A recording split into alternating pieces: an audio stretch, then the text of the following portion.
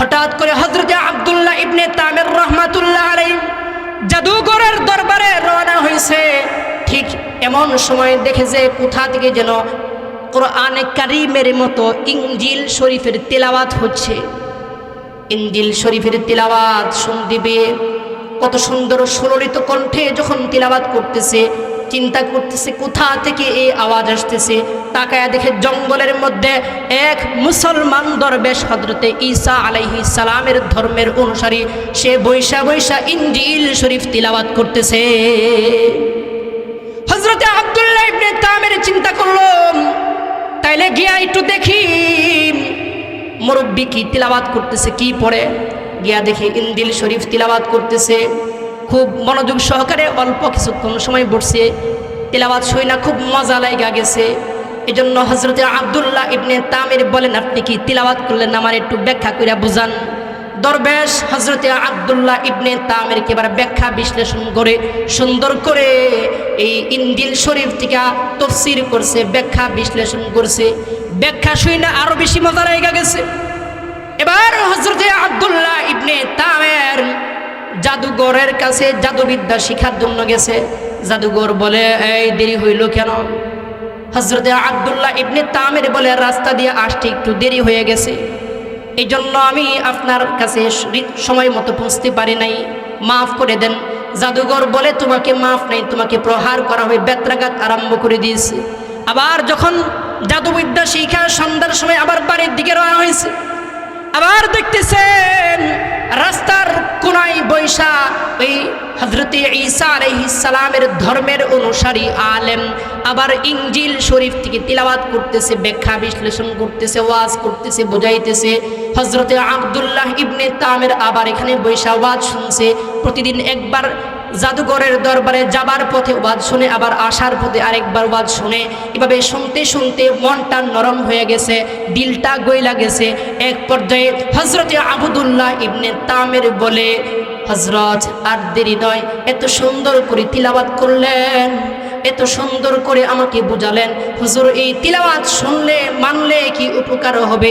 দরবেশ বলে, তুমি যদি কালিমা পড়ো তাইলে আল্লাহর জান্নাতের ভিতরে ঢুকতে পারবা। হযরতে আব্দুল্লাহ ইবনে তামির বলে, হুজুর তাইলে তোমার জান্নাতুল ফিরদাউস দরকার, আমার তো জান্নাত দরকার, আমি তো জাহান্নামে যেতে চাই না। তাইলে বলেন আমাকে কি করতে হবে? তাইলে কালিমা পড়ো।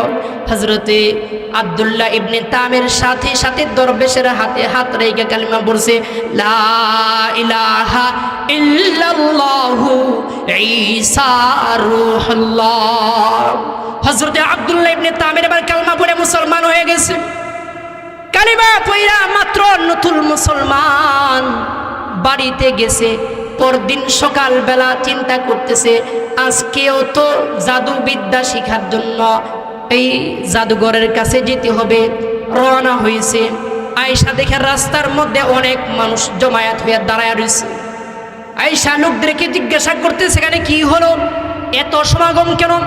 লোকেরা বলে, রাস্তার মধ্যে বিষাক্ত একটা প্রাণী ভাগ হা করে দাঁড়ায় রয়েছে, এই ভাগটারে কেউ তাড়াতে পারতেছে না। নবীজি বলতেছেন, একের পর এক ফিতনা, একের পর এক ফাসাদ তোমাদের সামনে আসতে থাকবে। একটা ফিতনা থেকে তোমরা অবসর হওয়ার আগে আগে আরেকটা ফিতনা তোমাদের সম্মুখীন হয়ে যাবে। আল্লাহর হাবিব সাল্লাল্লাহু আলাইহি সাল্লাম এই হাদিসের মধ্যে উপমা পেশ করেছেন। নবীজি বলেন, আল্লাহর হাবিব বলেন, কাকিতাইল লাইলিল মুজলিম, অন্ধকার রাত্রির সাথে নবীজি উপমা পেশ করেছেন। রাত যত গভীর হয় অন্ধকার ততই বেশি বাড়তে থাকে, ঠিক না বে ঠিক? নবীজি সাল্লাল্লাহু আলাইহি সাল্লাম এই হাদিসের ব্যাখ্যার মধ্যে মুহাদ্দিসিনে কেরামরা লেখেন, উদাহরণস্বরূপ বুঝাইছে, মনে করেন তসবিহের দানা, 100 দানা আছে না তসবিহ, এই তসবিহের দানা যদি ছিঁড়ে যায় আর একটার পর একটা দেখবেন 1 সেকেন্ডের মধ্যে সমস্ত দানাগুলা তার সুতা থেকে মাটিতে পড়ে যায়। আপনারা কি মনে করেন তসবির দানা ছিললে পরে একটা 1 ঘন্টা পরে মাটিত পরে নাকি? কতক্ষণ সময় লাগে? 1 মিনিটও লাগে না, 2-4 সেকেন্ডে সব পয়রা জায়গা। তো নবীজি উপমা পেশ কইরা বুঝাইছেন আমাদেরকে, হে আমার উম্মতেরা দেখো, তোমাদের সামনে এইভাবে তসবিহের দানা ছিঁড়ে গেলে যেরকম ভাবে একটার পর আরেকটা লাগাতার পড়ে যায়, নবীজি বুঝাইছেন তোমাদের সামনে কিয়ামতের আগ মুহূর্তে একের পর এক ফিতনা আর ফাসাদ এইভাবে লাগাতার আসতেই থাকবে। তো এখন কিয়ামতের আগ মুহূর্তের সময়টা আমরা পার করতেছি, একের পর এক ফিতনা আমাদের কাছে আসতেছে। কত ফিতনা আমাদের সামনে, আমরা একটা থেকে অবসর হওয়ার আগে আগে আরেকটা ফিতনা আমাদের সামনে চলে আসছে। যুবক ভাইরা, আজকে যারা মাহফিলের আয়োজন করেছে, সুন্দর ব্যবস্থা করেছে, তারা চাইলে আজকে এখানে গানের আয়োজন করতে পারতো। আওয়াজ করে বলেন ঠিক না বেঠিক? চাইলে পারতো না এরা। কিন্তু কোরআনের প্রেম, কোরআনের ভালোবাসা, আল্লাহর পয়গম্বরের ভালোবাসা এদের সিনাই আল্লাহ তাআলা দান করছে।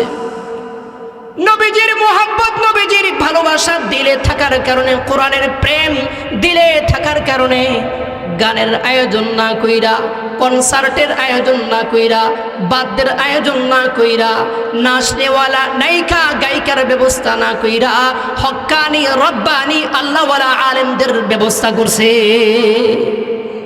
ভালো কাজ করছে না খারাপ কাজ করছে? এজন্য যারা আমরা এদিক সেদিকে এখনো আসি স্প্যান্ডেলের বাহিরে, আমি যদিও মনে করেন অল্প বয়স, মনে করতে পারেন ছোট মানুষ, কিন্তু কথাগুলা তো আর কম দামি না, ছোট না।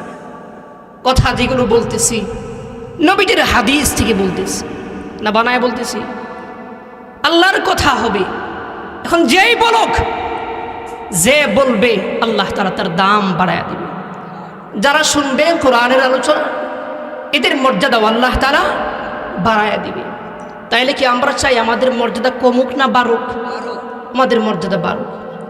আমি এদিক সেদিক যাব না, একেবারে অল্প সময়, রাত গভীর হয়ে যাইতেছে, লম্বা সময় আপনাদের সামনে কথা বলবো না। মনে করেন ইনশাআল্লাহ তাআলা সর্বোচ্চ 11টা অথবা 11:15টার ভিতরে ইনশাআল্লাহ শেষ করে ফেলব।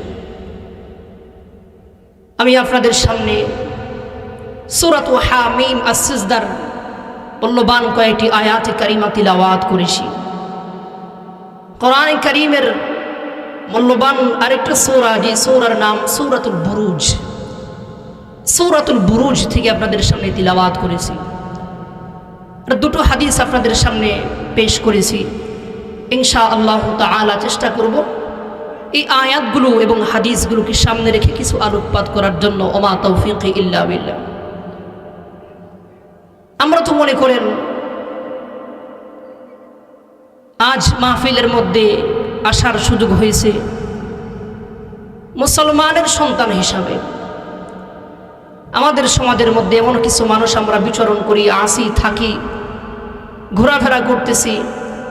দেখবেন ফজরও পড়ছে না, জুহরও পড়ছে না, আসরও পড়ছে না, মাগরিবও নাই, এশাও নাই, সামনে ফজর পড়বো না এমন নিয়ত কইরা বৈশা আছে। এরপরও তার যদি জিজ্ঞাসা করেন, ভাই তুমি কি ইমানদার না তুমি বেঈমান, লোকটা বলবে কি কও, আমি তো পাক্কা পুখতা ইমানদার, নামাজ না পড়লেও আমার ইমান ঠিক আছে।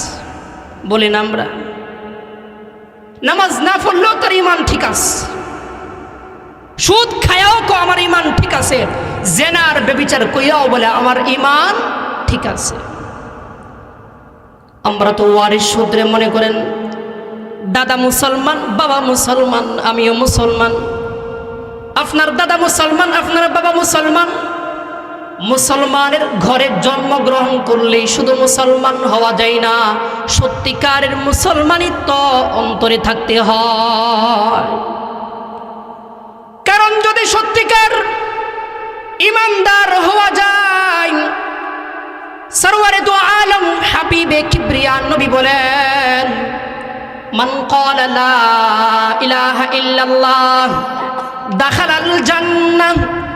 আল্লাহর পয়গম্বর বলেন, কেউ যদি ইয়াকিন ও ইখলাসের সাথে এক মর্তবা একবারও পুরো হায়াতের মধ্য থেকে একটি বারও যদি আল্লাহকে আল্লাহ বলে স্বীকার করে থাকে, পয়গম্বরকে নবী বলে স্বীকার করে থাকে, আল্লাহর নবী বলেন দাখালাল জান্নাহ, সে আল্লাহর জান্নাতের ভিতর ঢুইকা পড়বে। তো আমরা তো ওয়ারের সূত্রে শুধুমাত্র মুসলমান হইলাম, নামাজ না পড়লেও মনে করি আমরা ঈমান ঠিক আছে, নামাজ না পড়লেও জান্নাতে যাওয়ার আশা পোষণ। হযরত হাকিমুল উম্মত মাওলানা আশরাফ আলী থানভী রহমাতুল্লাহ আলাইহির দরবারে এক লোক গিয়া বলতেছে, হযরত মেরে লিয়ে কুছ দোয়া ফরমায়ে, হযরত আমার জন্য কিছু দোয়া করেন। হুজুর বলতেছে, কি দোয়া করতাম তোমার জন্য? হুজুর আমার জন্য দোয়া করেন, আল্লাহ আমার একটা বাচ্চা কাচ্চা দে। হুজুর বলে, ঠিক আছে যাও, তোমার জন্য দোয়া কইরা দিতেছি। কিছুদিন পরে 5-6 মাস পরে আবার আসছে লোকটা, এসে আবার বলতেছে, হুজুর ওই কি দোয়া করলেন, বাচ্চা কাচ্চা তো হইল না। হুজুর জিজ্ঞাসা করে, বিয়া শাদী করছ? লোকটা বলে, না হুজুর বিয়া শাদী তো করছি না। হুজুর বলে, বিয়া শাদী করা ছাড়া বাচ্চা হইতো না। ঠিক আমরাও শুধু দাবি করছি মুসলমান, নামে ইমানদার, কাম যা করি সব বেঈমান আর মুনাফিক। তুমি নামে মুসলমান নাকি কামে মুসলমান, তুমি নামে মুসলমান নাকি কামে মুসলমান। নামে কামে মিল না হলে ছুটবে রে তুফান, নামে কামে মিল না হলে ছুটবে রে তুফান।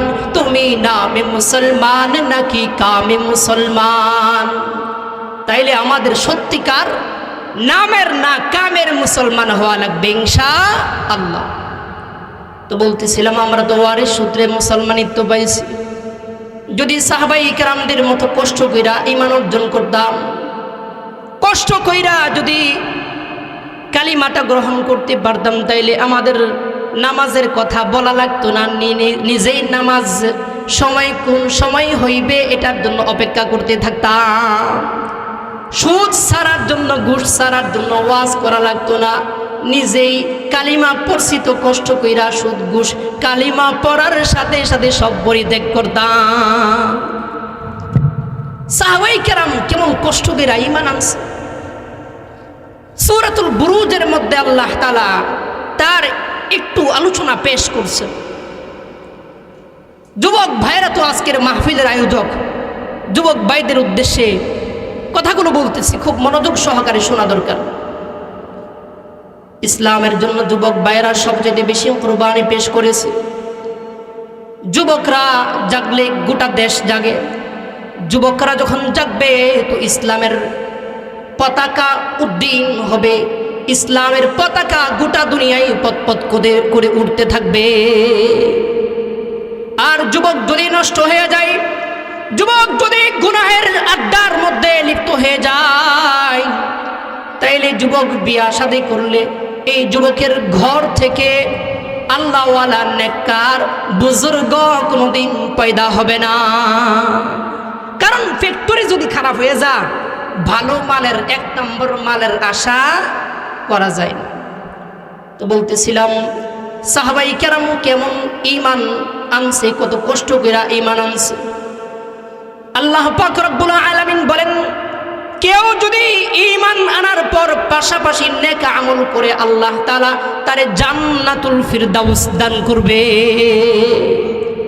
আল্লাহ পাক রব্বুল আলামিন কোরআনে কারীমের মধ্যে বলেন, ইন্নাল্লাযীনা আমানু ওয়া আমিলুস সলিহাত, আল্লাহ বলেন নিশ্চয়ই যারা ঈমান এনেছে পাশাপাশি নেক আমল করেছে, ঈমান আনছে পাশাপাশি নেক আমল করে, কানাত লাহুম জান্নাতুল ফিরদাউসি নুজুলা, আল্লাহ বলেন এদের জন্য আপ্যায়ন হিসাবে আমি আল্লাহ জান্নাতুল ফিরদাউস রেডি কইরা রাখছি। ঈমান আনছে, কালিমা পড়ছে, কালিমার উপর অটল থেকেছে, আল্লাহ এদেরকে জান্নাতুল ফিরদাউস দান করবে। তাইলে ইমান আনলে লাভ না ক্ষতি? ইমানটারে ঠিক করলে লাভ হবে না ক্ষতি হবে? আল্লাহ পাক আমাদেরকে জন্য ইরশাদ করেন, ইয়া আইয়ুহাল্লাযীনা আমানু, আল্লাহ বলেন হে ঈমানদাররা, আমিনু কামা আমানান নাস, লোকেরা যেরকম ভাবে ঈমান এনেছে তোমরাও ওই রকম ভাবে ঈমান আনো। লোকদের দ্বারা উদ্দেশ্য মুফাসসিরিনে কেরামরা বলেন এখানে সাহাবাদের জামাত উদ্দেশ্য। সাহাবাই কেরামরা যেমনি ভাবে ঈমান এনেছে, ঈমানের উপর অটল ছিল, আল্লাহ বলেন তোমরা ওই রকম ভাবে ঈমান আনো, ঈমানের উপর অটল থাকো। দেখবেন কালিমা পড়ছেন, ভালো কাজের সাথে আপনি সম্পৃক্ত, ভালো কাজ করেন, বিপদ আপদ আইনি বিপদ আপদ। দেখবেন যে যদি আজকে গানের আয়োজন করতেন, মানুষ ওয়াজ মাহফিলে যে সাদা আপনাদেরকে দিচ্ছে এর 13 সাইড ডাবল বেশি দিল। এখন ওয়াজের কথা কইছেন, মুরব্বী আরে ওয়াজ পড়ায় কি করতে, কি লাভ হইব? সারা রাত ওয়াজ পড়া এলাকার মানুষের ঘুমের বেঘাত ঘটব। ওয়াজ হইন না, ওয়াজ পড়ায় কোনো লাভ নাই। তো আমাদের যুব সমাজ আজ গান পরিত্যাগ করছে, ওয়াজ মাহফিল ধরছে। আল্লাহ পাক যেন এটা কায়েম আর দায়েম রাখে, সবাই বলি আমিন। তো বলতেছিলাম, আল্লাহ বলছেন সাহাবাই কেরামরা যেমনি ভাবে ঈমান আনছে তোমরাও ওই রকম ভাবে ঈমান আনো। সাহাবাই কেরাম যেমনি ভাবে ঈমান আনার পরে, কালিমা পড়ার পরে মুসিবত আসছে, জুলুম অত্যাচার আসছে, জুলুম অত্যাচার আসার পরেও কালিমা ছেড়ে দেয় নাই, জীবন দিয়া দিছে, রক্ত দিয়া দিছে, কিন্তু কালিমা বিসর্জন দেয় নাই। সাহাবাই কেরাম রাদিয়াল্লাহু তাআলা আনহুম ঈমানের জন্য ঘর ছাড়ছে, বাড়ি ছাড়ছে, জামা কাপড় সব কিছু ছাড়ছে, কিন্তু ঈমান বিক্রি করে নাই, ঈমান দেয় নাই। আর আমারে আপনারা 500 টাকা দিলে দেখবেন যে ঈমানটা আমার বেচা লাইছে, ঠিক না বে ঠিক? 1000 টাকার একটা নোট দিলে দেখবেন যে সত্য কথারে মিথ্যা বানাইতে আর 1 মিনিট সময়ও লাগে না, পুরা পুল্টি মারি আমরা। আল্লাহ পাক যেন আমাদের সবাইকে হেফাজত করেন, সবাই বলি আমি। তো বলতেছিলাম, আল্লাহ পাক রব্বুল আলামিন কোরআনে কারীমের মধ্যে বলেন, ইন্নাল্লাযীনা ক্বালু রাব্বুনাল্লাহ, আল্লাহ বলেন নিশ্চয়ই যারা ঈমান এনেছে, নিশ্চয়ই যারা কালিমা পড়েছে, সুম্মাস্তাকামু, অতঃপর ঈমানের উপর অটল ছিল, তাতানাজ্জালু আলাইহিমুল মালাইকা, তারা যখন মৃত্যুর ক্ষণে পৌঁছবে, মৃত্যুর আগ মুহূর্তে আল্লাহ তাআলা তাদের কাছে রহমতের ফেরেশতা আসমান থেকে পাঠাইয়া দিবে। নেককাররা মৃত্যুবরণ করার সময়, ঈমানদার মৃত্যুবরণ করার সময় আল্লাহ তাআলা আসমান থেকে রহমতের ফেরেশতা পাঠাবে। আল্লাহ বলেন তাতানাজ্জালু আলাইহিমুল মালাইকা, আসমান থেকে রহমতের ফেরেশতা নেককার বান্দার কানের কাছে আয়েশা কানে কানে বলতে থাকবে, আওয়াজ দিতে থাকবে, আল্লাহ তাখাফু ওয়ালা তাহজানু, হে আল্লাহর বান্দা তুমি তো এখন দুনিয়ার জীবন ত্যাগ করে পরকালের জিন্দেগির জন্য রওনা হয়ে যাইতেছ। হে আল্লাহর বান্দা, তুমি মানুষ হিসাবে তোমার মধ্যে মরণের ভয় আছে, সাবধান, তুমি কিন্তু মরণ রে ভয় পাও না। আল্লাহ তাখাফু ওয়ালা তাহজানু, তুমি পেরেশান হয়ে গেছো, পেরেশান হইও না। মৃত্যুর পরবর্তী জীবন কবরের জগতের জন্য তুমি পেরেশান। মুনকার নকিরের কাছে কি জবাব তুমি দিবে, কি প্রশ্নের উত্তর দিবে, এই প্রশ্নের উত্তর কি দিবে, এটার পেরেশানি তোমার দিলের মধ্যে ঢুকছে। ফেরেশতারা এসে কানে কানে বলতে থাকে, আল্লাহ তাখাফু ওয়ালা তাহজানু ওয়া আবশিরু বিল জান্নাতিল্লাতী কুনতুম তুআদুন। ফেরেশতারা নেককার বান্দার কানে কানে বলে, হে আল্লাহর বান্দা, তুমি মৃত্যুবরণ করতেছ, ভয় পাও না, তুমি পেরেশান হইও না, তুমি টেনশন করো না। ওয়া আবশিরু বিল জান্নাহ, তুমি জান্নাতের সুসংবাদ গ্রহণ করো। যে জান্নাতের প্রতিশ্রুতি আল্লাহ তাআলা তোমাদের সঙ্গে করেছিলেন। আল্লাহ যে বলছে তুমি কালিমা পড়লে, ঈমানের উপর অটল থাকলে তোমার জান্নাত দিবে। এই জান্নাতটা দেখো, এই যে জান্নাতের মানচিত্র, জান্নাতের চিত্রটা তোমার সামনে তুইলা ধরছি। তুমি ভয় পাও না, পেরেশান হইও না। মৃত্যুবরণ করতে তোমার দেরি হবে, কবরটারে আল্লাহ তাআলা জান্নাতের টুকরা বানায়া দিবে। সুবহানাল্লাহ। মুফাসসিরিনে কেরামরা বলেন, এই আয়াতের তাফসীরের মধ্যে লেখেন, মুমিনরা যখন, নেককাররা যখন ইন্তেকাল করবে, ফেরেশতারা কানে কানে আরো বলতে থাকবে, হে আল্লাহর বান্দা, মিজানের পাল্লাই তোমার নেক আর বদ ওজন করা হবে। তুমি ভাবতেছো না জানি তোমার গুনাহের পাল্লাটা ভারী হয়ে যায়। না না, তুমি টেনশন করো না, তুমি পেরেশান হও না, তুমি চিন্তা করিও না, তোমার কোনো ভয় নাই, তোমার কোনো টেনশন নাই। মিজানের পাল্লাই তোমার নেক ওজন দিলে দেখবা তোমার নেকির পাল্লাটা আল্লাহ তাআলা ভারী কইরা দিবে। ফেরেশতারা আরো বলে, হে আল্লাহর বান্দা, তোমার ভয় লাগতেছে, ফুলসিরাতের ফুল 30,000 বছরের রাস্তা, অমাবস্যার রাত্রের চাইতে অন্ধকার থাকবে, 30,000 বছর সময় লাগবে রাস্তাটা পার হইলে। কত বছর বললাম? 30,000 বছর সময় লাগবে।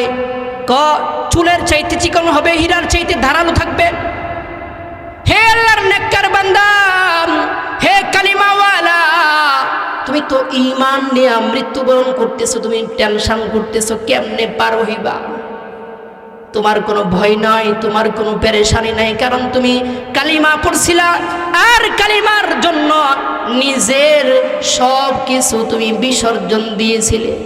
নামাজ পড়ো, কত লোক তোমার সাথে ঠাট্টা বিদ্রুপ করেছে। রোজা রাখো, কত লোক তোমার সাথে ঠাট্টা বিদ্রুপ করেছে।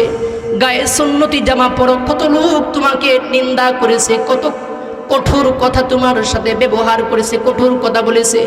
হে আল্লাহর বান্দা, মিজানের পাল্লাই যেরকম ভাবে তোমার কোনো ভয় নাই, তোমার কোনো পেরেশানি নাই, তেমনি ভাবে ফুলসিরাতের ফুল 30,000 বছরের রাস্তাটা আল্লাহ তাআলা তুমি নেককারকে বিজলির আকারে পার কইরা দিবে। তাইলে ঈমান আনার পর যদি কেউ অটল থাকে কালিমার উপরে, আল্লাহ তাআলা তার বিনিময়ে কবর জগতেও শান্তির ব্যবস্থা করে দিবে। মৃত্যুর পর কবরটারে জান্নাতের বাগিচা বানায় দিবে। তো আমরা কারা কারা চাই জান্নাতে যেতে? সবাই চাই না ইনশাআল্লাহ? তাইলে একজন ইমানদারের কথা আপনাদেরকে শোনাবো। সূরাতুল বুরুজের মধ্যে আল্লাহ পাক 4টা কসম খাইছে। আল্লাহ পাক রব্বুল আলামিন বলেন, ওয়াসসামাই যাতিল বুরুজ। আল্লাহ বলেন, তারকা ওয়ালা তারকা বিশিষ্ট আসমানের কসম, ওয়াল ইয়াউমিল মাউউদ। হযরত আবু হুরায়রা বলেন, প্রতিশ্রুত দিবসের কসম। প্রতিশ্রুত দিবস দ্বারা কিয়ামত দিবসের উদ্দেশ্য, অর্থাৎ কিয়ামত দিবসের কসম। 3 নাম্বার ওয়া শাহিদ, জুমার দিনের কসম। 4 নাম্বার ওয়া মাশহুদ। হযরত আবু হুরায়রা বলেন, মাশহুদ দ্বারা আরাফার দিবস উদ্দেশ্য, অর্থাৎ আরাফার দিবসের কসম। আল্লাহ তাআলা 4টা কসম খাইছে। আল্লাহর কি কসম খায়া কথা বলার দরকার আছে? আমরা মানুষের অভ্যাস হচ্ছে কথার কথা। একজন বলল, আরে মোট খোলা বাজারে তো দেখেছি 2 দলে মারামারি লাগছে। যদি বিশ্বাস না করে, আল্লাহর কসম খায়া কই, মাথার দইরা কই, কোরআন শরীফে দইরা কইতাছি, আমি দেখেছি মারামারি লাগছে। তুই বিশ্বাস করতেছিস না। বিশ্বাস করাইবার জন্য কসম খায়া তারপরে আমরা কথা বলি। কথাটাকে আরো দৃঢ় করার জন্য, শক্তিশালী মজবুত করার জন্য। মানুষের চিরাচরিত অভ্যাস অনুযায়ী আল্লাহ তাআলা মানুষের চিরাচরিত অভ্যাস অনুযায়ী মানুষ কথা বলার সময় কসম খায়া কথা বললে বড় বিশ্বাস করে। এজন্য আল্লাহ তাআলা নিজেও মানুষের মনোযোগ আকর্ষণ করার জন্য, মানুষকে বালকিরা বুঝাইবার জন্য আল্লাহ তাআলা সূরাতুল বুরুজের মধ্যে 4টা কসম খাইছে। 4টা কসম খায়া আল্লাহ রাব্বুল আলামিন তারপরে ইরশাদ করেন, কুতিলা আসহাবুল উখদুদ। আল্লাহ বলেন কুতিলা আসহাবুল উখদুদ, কুণ্ডের অধিপতিরা, কুণ্ডের অধিবাসীরা সবাই ধ্বংস হইয়া গেছে। এই ছোট্ট সূরাটা আল্লাহ তাআলা কখন নাযিল করলেন? যখন পয়গম্বর মুহাম্মদুর রাসূলুল্লাহ সাল্লাল্লাহু আলাইহি ওয়াসাল্লাম নবুয়ত পাইলেন। নবুয়ত পাইয়া এবার কালিমার দাওয়াত দিতে আরম্ভ করলেন। যখন কাফেররা বেঈমানরা নবীজিকে জাদুঘর বলে, নবীজিকে পাথর মারতে মারতে তায়েফের ময়দানে রক্তাক্ত করে ফেলেছে। নবীজিকেও কষ্ট দেয়, সাহাবীদেরকেও কষ্ট দেয়। অল্প কয়েকজন মুসলমান কালমা পড়ে মুসলমান হয়েছে, যেমন হযরতে খাব্বাব রাদিয়াল্লাহু তাআলা আনহু। হযরত খাব্বাবকে এরা শহীদ করে দিয়েছেন, খুবাইবকে শহীদ করে দিয়েছেন। হযরতে বেলাল হাবশী রাদিয়াল্লাহু তাআলা আনহুকে কেমন কষ্ট দিয়েছে জানেন? হযরতে বেলাল হাবশী কালিমা পড়ার অপরাধে হযরত বেলালের মুনিব উমাইয়া ইবনে খালফ হযরতে বেলাল হাবশীরে বলে, বেলাল কালিমাটা ছেড়ে দাও। হযরত বেলাল বলে, না না, আমি বেলাল কালিমা ছাড়তে পারি না, প্রয়োজনে আপনার যা মন চাই তাই করতে পারেন। হযরতে বেলাল হাবশীর মুনিব বারবার বলে, বেলাল এখনো সময় আছে, কালিমা ছেড়ে দাও, কালিমা যদি না ছাড়ো তোমাকে কঠিন শাস্তি পেতে হবে। হযরত বেলাল বলে, মারতে মারতে আমাকে শহীদ কইরা দিতে পারো। খাব্বাব আর খুবাইব শহীদের কাফেলায় নাম লেখাইছে। বেলালও খাব্বাব এবং খুবাইবের মতো, হযরত সুমাইয়ার মতো ওই শহীদি কাফেলার মধ্যে নাম লেখাইবার চাই। আওয়াজ করে বলেন সুবহানাল্লাহ। হযরত বেলাল হাবশী কালিমা পড়ে, কালিমা পড়ার অপরাধে বার বেত্রাঘাত করেছে, পাথর মেরেছে, চাবুক মেরেছে। হযরতে বেলাল তখনও পড়ে আহাদ আহাদ, পরে কুল হুয়াল্লাহু আহাদ আল্লাহুস সামাদ লাম ইয়ালিদ ওয়া লাম ইউলাদ ওয়া লাম ইয়াকুল লাহু কুফুয়ান আহাদ। হযরতে বেলালকে এবার বলে, বেলাল লাস্ট বার তোমাকে বলতেছি কালিমাটা ছেড়ে দাও, তাইলে তোমারে মুক্তি দিয়া দিমু, তোমারে পাশাপাশি আজাদ করে দেবো। হযরত বেলাল বলে, না, মুহাম্মাদুর রাসূলুল্লাহর কাছে কদিন পূর্বে কালমা পড়ে মুসলমান হয়েছি, যেই কালিমা গলায় লাগাইছি, যেই কালিমায় জবান দিয়া পড়ছি, এই কালিমার কোনদিন পরিত্যাগ করতে পারি না। হযরতে বেলাল কালিমা ছাড়ে না।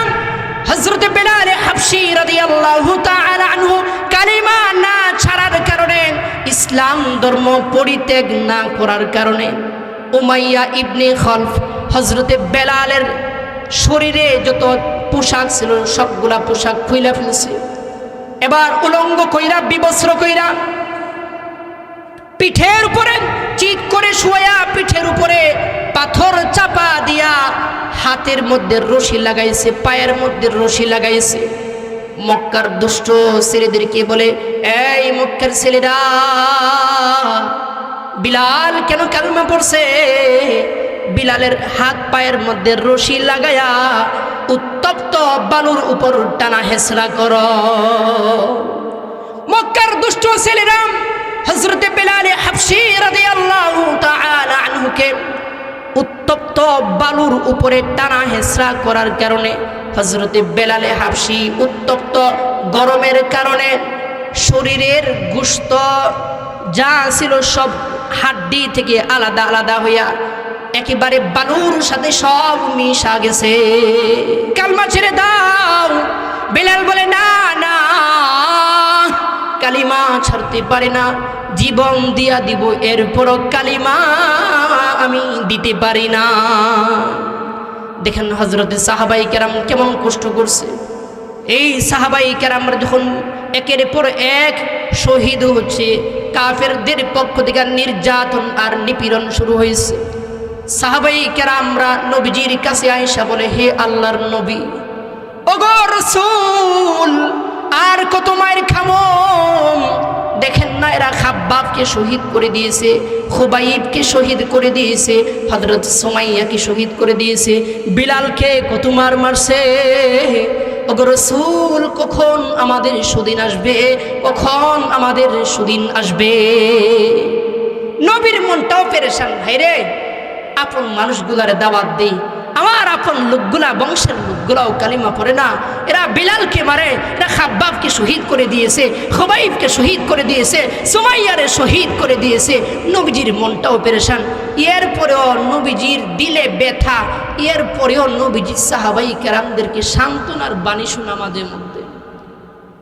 আল্লাহ তাআলা নবীজির চেহারার মধ্যে পেরেশানির ছাপ দেখা, নবীর চেহারার মধ্যে ব্যথার ছাপ দেখা সাথে সাথে জিব্রাইল আমিন রে পাঠায়া দিছে। হযরত জিব্রাইল আলাইহিস সালামকে বলে, এ জিব্রিল যাও যাও, আমার দোস্তের একটু সান্ত্বনার বাণী শোনায়া আসো। আমার দোস্তের কাছে সূরাতুল বুরুজটা নিয়ে একটু হাদিয়া দিয়ে আসো, কারণ আমার দোস্ত অনেক কষ্ট করতেছে। আমার দোস্তের সাহাবীরা সাথী সঙ্গীরাও অনেক কাফের বেঈমানদের পক্ষ থেকে নির্যাতন সহ্য করতে হচ্ছে। আমার দুস্তর সাহাবীদেরকেও সান্ত্বনার বাণী জিব্রিল তাড়াতাড়ি শোনাইয়া আসা। নবীজির কাছে তখন আল্লাহ তাআলা এই সূরাটা নাযিল করছে। আল্লাহ বলেন, ওয়াস-সামাঈ যাতিল বুরুজ ওয়াল ইয়াউমিল মাউউদ ওয়া শাহিদিন ওয়া মাশহুদ কুতিলা আসহাবুল উখদুদ। আল্লাহ তাআলা নবীজিকে কেমনে সান্ত্বনা দিতেছে। আল্লাহ তাআলা নবীজিকে বলেন, ওগো নবী, আপনি নবুয়ত দিয়েছি আপনাকে, আপনি আমার দোস্ত, আপনি আমার হাবিবুল্লাহ, আপনাকে আমার হাবিব বানাইছি। আপনার পূর্ববর্তী যত নবী রাসূল ছিল, যারাই কালিমার দাওয়াত দিয়েছে, কালিমার পড়ার কারণে, কালিমার দাওয়াত দেওয়ার কারণে এদের পর একের পর এক নির্যাতন আসছে, নিপীড়ন আসছে। ওগো রাসূল, আপনি শুধু একা একা কষ্ট করেন নাই, আপনি শুধু একা কষ্ট সহ্য করতেছেন না, আপনার পূর্বে যত নবী রাসূল ছিল, যত নেককার ছিল, যত আল্লাহওয়ালা বুজুর্গ ছিল, সবাই এই কালিমা পড়ার অপরাধে, কালিমার দাওয়াত দেবার অপরাধে কাফের বেঈমানরা যুগে যুগে মুসলমানদেরকে মারছে। নবীজির আল্লাহ তাআলা সান্ত্বনা দিতেছে যে, হে রাসূল, আপনি তো শুধু একা কষ্ট করতেছেন না, আপনার পূর্বে যারাই ছিল কালিমার দাওয়াত দিছে, এরাই কষ্ট করতে বাধ্য হয়েছে। এদের কোনো অপরাধ ছিল না, অপরাধ একটাই ছিল, কেন কালিমা পড়ছে, কেন নামাজের কথা বলে, কেন কোরআনে কারীমের কথা বলে, অপরাধ তাদের একটাই ছিল। আল্লাহ পাক রব্বুল আলামিন নবীজির একটা কিসসা শোনাইতেছে, নবীজির কিসসা শোনায় সান্ত্বনা দিতেছে। আল্লাহ পাক কোরআনে কারীমের মধ্যে সূরাতুল বুরুজে বলেন, কুতিলা আসহাবুল উখদুদ, গর্ত খননকারীরা সবাই ধ্বংস হয়ে গেছে। শুধুমাত্র এতটুকু বইলা আল্লাহ তাআলা জিব্রিলের মাধ্যমে নবীজিকে ঘটনা শোনাইতেছেন। কি কাহিনী? জিব্রাইল আলাইহিস সালাম নবীজিকে বলে, হে আল্লাহর রাসূল, আপনি পৃথিবীতে আসার 70 বৎসর আগে, আপনি পৃথিবীতে আসার 70 দিন আগে, 70 দিন আগে ইয়ামান দেশে একজন জালেম বাদশাহ ছিল, যে নিজেকে খোদা দাবি করত। মানুষের মধ্যে এলান করে দিয়েছে, কেউ কিন্তু এক আল্লাহর ইবাদত করতে পারবে না, ইবাদত করতে হলে আমি বাদশার ইবাদত করতে হবে, সিজদা দিতে হলে আমি বাদশাকে সিজদা দিতে হবে, ইবাদত উপাসনা করতে হলে একমাত্র আমি বাদশার নামেই তোমাদেরকে উপাসনা করতে হবে, কুরবানি করতে হলে আমার নামেই তোমাদেরকে কুরবানি করতে হবে, অন্য কারো নামে তোমরা কুরবানি করতে পারবা না। বাদশাহ গোটা ইয়ামান দেশে এলান করে দিছে যে আজকে থেকে ইবাদত চলবো আমার, কারণ আমি আস্তে আস্তে নিচের পদা ছিলাম, এখন প্রধানমন্ত্রী হয়েছি, আস্তে আস্তে প্রধানমন্ত্রী তো আর বেশি দিন ভালো লাগে না, এজন্য আনা রব্বুকুমুল আ'লা, আমি বড় খোদা হয়ে গেছি। নাউজুবিল্লাহ। ফেরাউন না দাবি করছিল না বড় খোদা? নমরুদ তো দাবি করছে, ফেরাউন না দাবি করছে আনা রব্বুকুমুল আ'লা, নমরুদ দাবি করছে আনা রব্বুকুমুল আ'লা।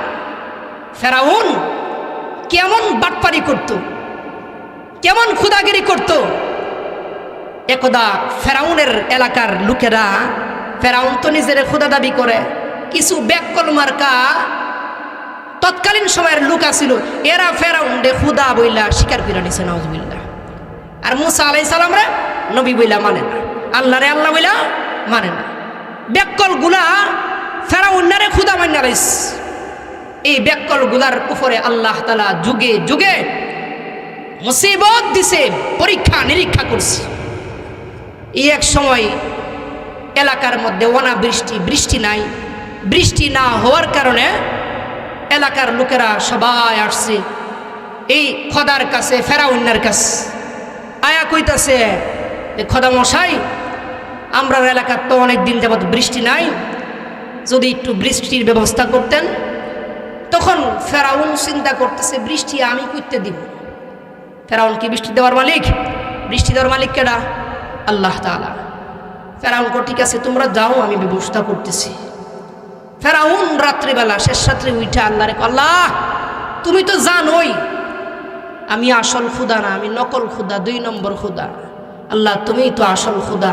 আল্লাহ বৃষ্টি আমার দেওয়ার তৌফিক নাই, তুমি বৃষ্টি দিলে বৃষ্টি হবে, বৃষ্টি না দিলে বৃষ্টি হবে না। আল্লাহ যদি বৃষ্টিটা না দেও তাইলে দেখো আমার মান ইজ্জত কিছু থাকতো না। আল্লাহ দয়া করে বৃষ্টির ব্যবস্থা করে দাও, আমি তো তোমার রব মানি হই। তো মানুষের আছে কই আমি যে আনা রব্বুকুমুল আলা, আমি বড় খুদা। আল্লাহ দেখো আমি তোমারে মানছি, আল্লাহ বৃষ্টির ব্যবস্থা করে দাও, ইজ্জতটা বাঁচাও। আল্লাহ তাআলা বৃষ্টির ব্যবস্থা করছে, বৃষ্টি হয়েছে, ক্ষেতের ফসল আরো বরকত আল্লাহ দিছে, ভালোভাবে উৎপন্ন হয়েছে, সবাই শান্তিতে বসবাস আরম্ভ করছে। কদিন পরে আবার অনাবৃষ্টি, বৃষ্টি না হওয়ার কারণে এলাকার এই জনগণ ব্যাককল দিয়ে আবার আইছে ফেরাউনের কাছে। এক খোদা মশাই, কয়দিন আগে যে বৃষ্টিটা দিছিলেন এত লাভ হয়েছে, আমরার আনাজ তরকারি কোনো কমতি নাই, এই পুরা কয়েক মাস আমরা আল্লাহর রহমতে বালা কইরা বিক্রি করতেছি। এখন যদি আরেকটা বৃষ্টির ব্যবস্থা করতেন, বৃষ্টি না হওয়ার কারণে ক্ষেতের ফসল নষ্ট হয়ে যেতেছে। ফেরাউন না চিন্তা করতেছে, গতবার তো আল্লাহর কাছে ছায়া বৃষ্টিটা আনছিলাম, এখনও তো তাইলে আগের মতোই করুন লিখবো। ঠিক আছে তোমরা যাও, আমি দেখবা যে রাত্রেবেলা বৃষ্টি হইব, ব্যবস্থা করতেছি। ফেরাউন না আবার কইতে বৃষ্টি দিব চিন্তা করতেছে, আচ্ছা রাত গভীর হোক, কারণ ওখানে যদি দোয়া শুরু করি আর যদি আমার জনগণ দেখকালা আমি নিজে ওই আরেকজনের কাছে চাই বৃষ্টির লাগিয়া, তাইলে আর আমার খুদাগিরি থাকতো না, আমারে কেউ আর খুদা মানতো না। ফেরাউন নিজের জন্য কইতেছে, আচ্ছা ঠিক আছে রাত্র গভীর হোক, এর পরে আল্লাহরে কমনে বৃষ্টির ব্যবস্থা করতো। এর মধ্যেই মিস্টার ইবলিস আয়া খারা সামনে, আসসালামু আলাইকুম, কি খবর? ও ওয়ালাইকুম সালাম। অবস্থা তো বেশি একটা বালা না, কারণ বৃষ্টি দরকার, জনগণ বৃষ্টি চাইতেছে। আর এটা কোনো কথা হইল? বৃষ্টি দরকার, আমারে কইলে তো বৃষ্টির ব্যবস্থা করে দিই। ইবলিস কইতাছে, বৃষ্টির ব্যবস্থা আমি করবাম না, আমনে টেনশন সারাগা ঘুমান। ইবলিসের কথা শুই না ফেরাউন মনে করছে আসলে হ্যাঁ বৃষ্টি দিব।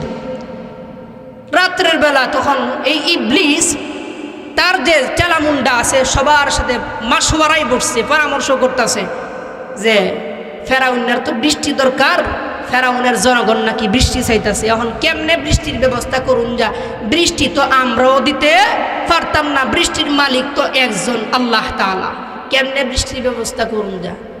একটা ছিল খুব চালাক, শয়তানের মধ্যে আরো একটা চালাক খুব, হে বুদ্ধি দিছে, কয়েকটা কাজ করেন, আমরা যে শয়তানগুলা আছি পুরা দুনিয়া তো আর বৃষ্টি দেওয়া লাগতো না, নির্দিষ্ট একটা মহল্লার লোকেরাই তো ফেরাউনের কাছে আছে, নির্দিষ্ট একটা লোক এলাকার লোকেরাই ফেরাউনের কাছে বৃষ্টির জন্য আহ্বান করছে, ফির বৃষ্টি চাইছে, ওইটা কোনো ব্যাপার হয় না, আপনি যান।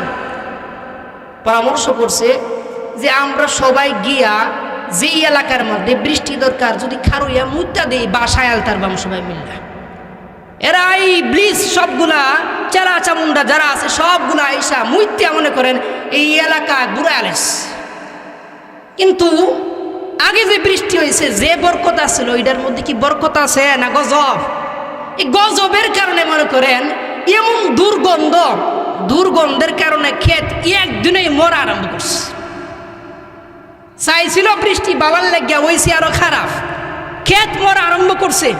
গরু ছাগল যা ছিল একদিনে দুর্গন্ধের কারণে এগুলাও মরতে আরম্ভ করছে, মানুষও মইরা যাওয়ার বা হইছে।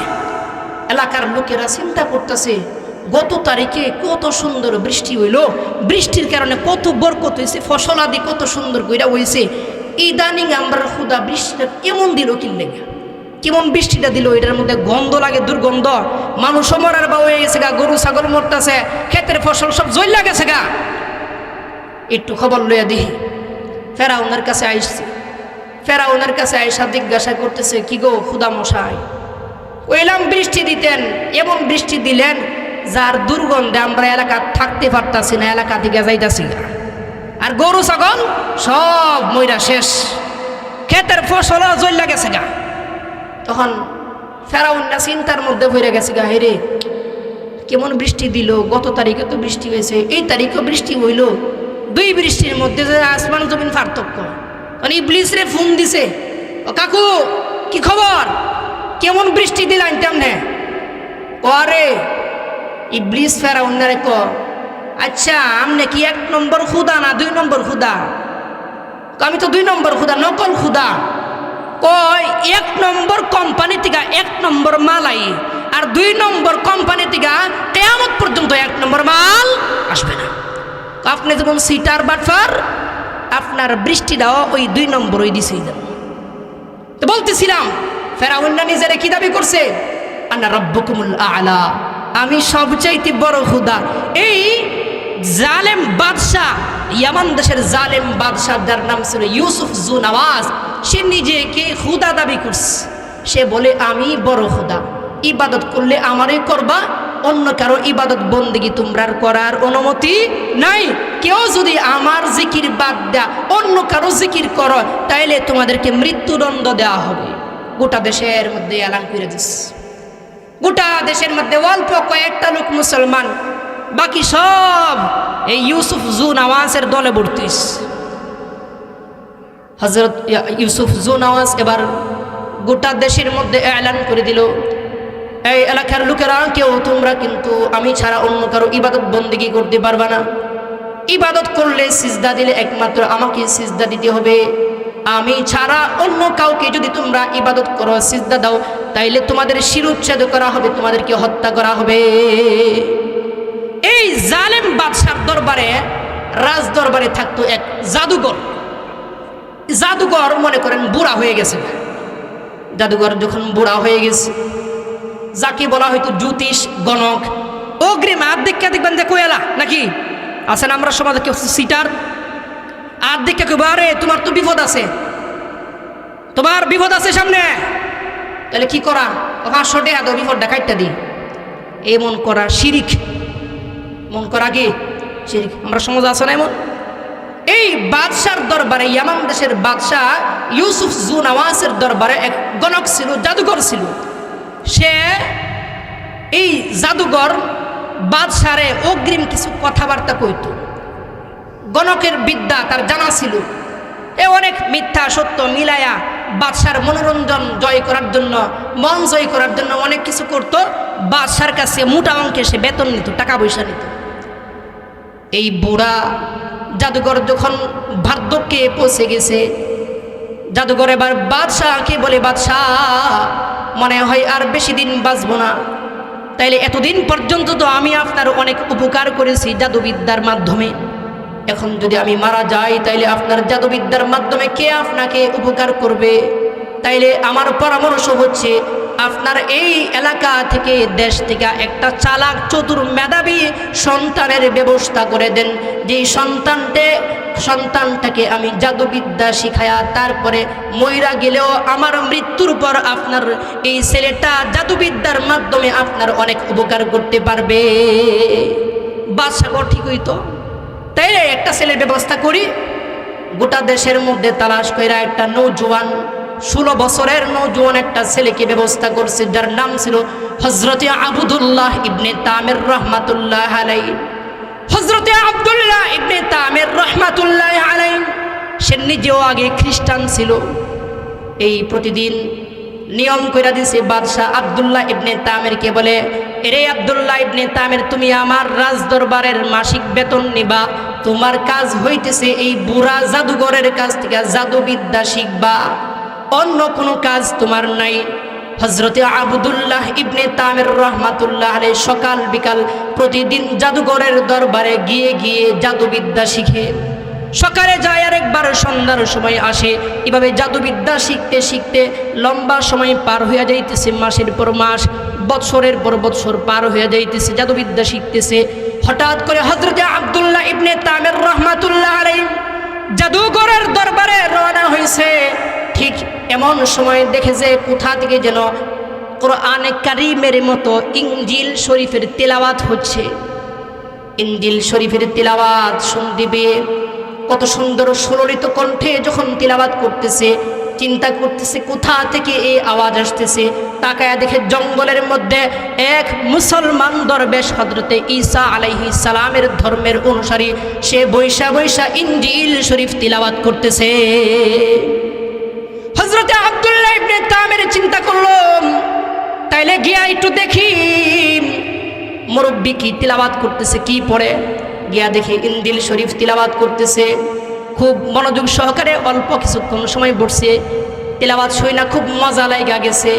এই জন্য হযরতে আব্দুল্লাহ ইবনে তামির বলেন, আপনি কি তিলাওয়াত করলেন, আমার একটু ব্যাখ্যা কইরা বুঝান।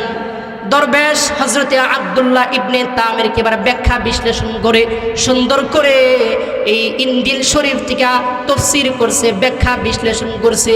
ব্যাখ্যা শুই না আরো বেশি মজা লাগা গেছে। এবার হযরতে আব্দুল্লাহ ইবনে তামির জাদুঘরের কাছে জাদুবিদ্যা শিখার জন্য গেছে। জাদুঘর বলে, এই দেরি হইল কেন? হযরতে আব্দুল্লাহ ইবনে তামির বলে, রাস্তা দিয়ে আসতে একটু দেরি হয়ে গেছে, এই জন্য আমি আপনার কাছে সময় মতো পৌঁছতে পারি নাই, মাফ করে দেন। জাদুঘর বলে, তোমাকে মাফ নাই, তোমাকে প্রহার করা হবে, বেত্রাঘাত আরম্ভ করে দিয়েছে। আবার যখন জাদুবিদ্যা শিখা সন্ধ্যার সময় আবার বাড়ির দিকে রওনা হয়েছে। আবার দেখতেছেন রাস্তার কোনায় বৈশা ওই হযরতে ঈসা আলাইহিস সালামের ধর্মের অনুসারী আলেম আবার ইনজিল শরীফ থেকে তিলাওয়াত করতেছে, ব্যাখ্যা বিশ্লেষণ করতেছে, ওয়াজ করতেছে, বোঝাইতেছে। হযরতে আব্দুল্লাহ ইবনে তামির আবার এখানে বৈশা ওয়াজ শুনছে। প্রতিদিন একবার জাদুঘরের দরবারে যাবার পথে ওয়াজ শুনে, আবার আসার পথে আরেকবার ওয়াজ শুনে। এভাবে শুনতে শুনতে মনটা নরম হয়ে গেছে, দিলটা গইলা গেছে। এক পর্যায়ে হযরতে আব্দুল্লাহ ইবনে তামির বলে, হযরত আর দেরি নয়, এত সুন্দর করে তিলাওয়াত করলেন, এত সুন্দর করে আমাকে বুঝালেন, হুজুর এই তিলাওয়াত শুনলে মানলে কি উপকার হবে? দরবেশ বলে, তুমি যদি কালিমা পড়ো তাইলে আল্লাহর জান্নাতের ভিতরে ঢুকতে পারবা। হযরতে আব্দুল্লাহ ইবনে তামির বলে, হুজুর তাইলে তোমার জান্নাতুল ফিরদাউস দরকার, আমার তো জান্নাত দরকার, আমি তো জাহান্নামে যেতে চাই না। তাইলে বলেন আমাকে কি করতে হবে? তাইলে কালিমা পড়ো।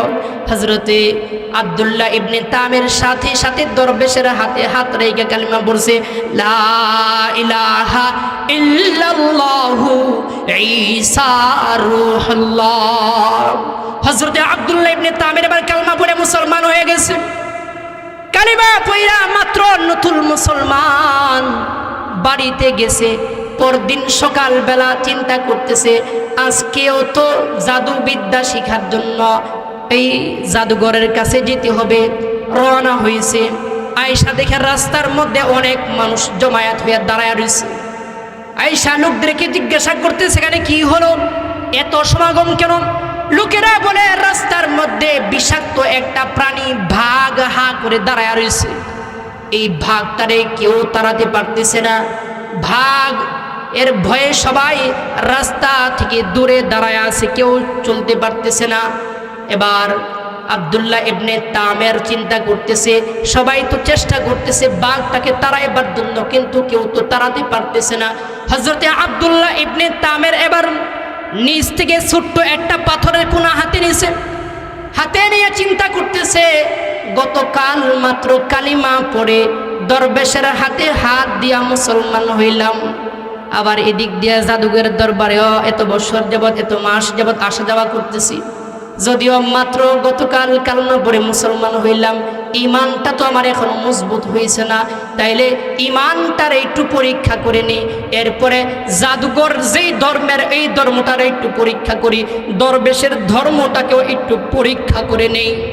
হযরতে আব্দুল্লাহ ইবনে তামের পাথরের ছোট্ট কণা হাতের মধ্যে নিয়া এবার আসমানের দিকে তাকায়া বলে, আল্লাহ এখন পরীক্ষা চলবে, তোমার কাছে দরবেশের ধর্ম শ্রেষ্ঠ উত্তম নাকি জাদুঘরের ধর্ম শ্রেষ্ঠ উত্তম জানতে চাই। আল্লাহ যদি জাদুঘরের ধর্মের চাইতে এই দরবেশের ধর্ম তোমার কাছে শ্রেষ্ঠ হয়ে থাকে, উত্তম হয়ে থাকে, আমি ছোট্ট পাথর বাঘের দিকে নিক্ষেপ করার সাথে সাথে যেন বাঘটা জমিনে পড়ে মারা যায়। মারতে দেরি হয়েছে, ছোট্ট পাথর মারতে দেরি হয়েছে, ভাগ সাথে সাথে জমিনের মধ্যে পড়ে মারা গেছে। সুবহানাল্লাহ বলতেন, ভাগটা পইরার সাথে সাথে মারা গেছে।